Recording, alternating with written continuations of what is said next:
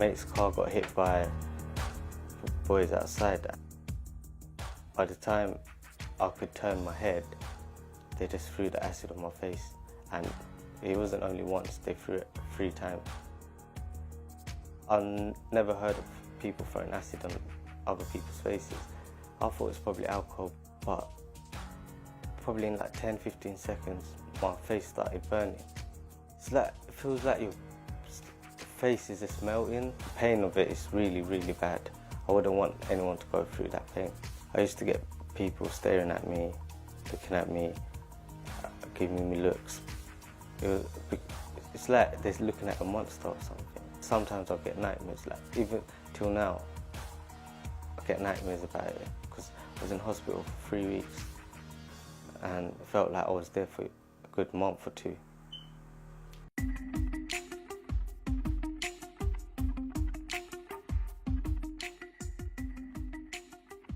There's been a significant increase in the last 12 months. We've had 450 plus acid or noxious substance attacks, and seems to be concentrated in the east area of London.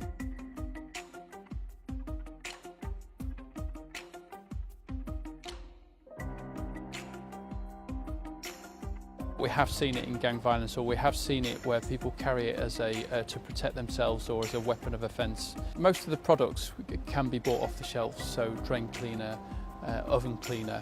There are different types of sulfuric acid you can buy, and ammonia. The majority of the victims are young males, and the majority of the suspects are males, young men on young men.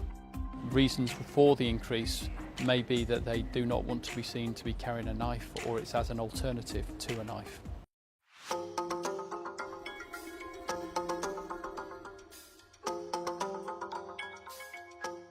I know acid attacks increasing and it's happening in our communities. It happens amongst the young people that I work with.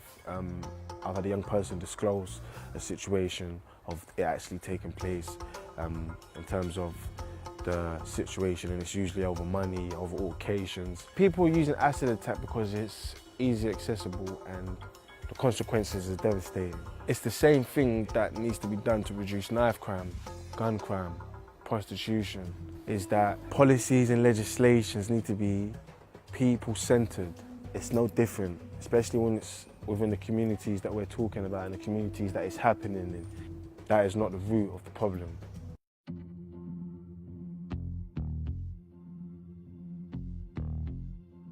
They call this torture in a bottle, and they want to be able to take their rival out of the game. Over 60% of all the attacks in London occur in East London. We simply don't know why. The key thing they're looking for within the street gang is to rise above their peer group, to achieve what might be called a level of distinction.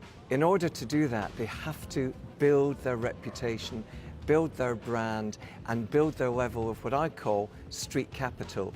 Something such as throwing acid will do that.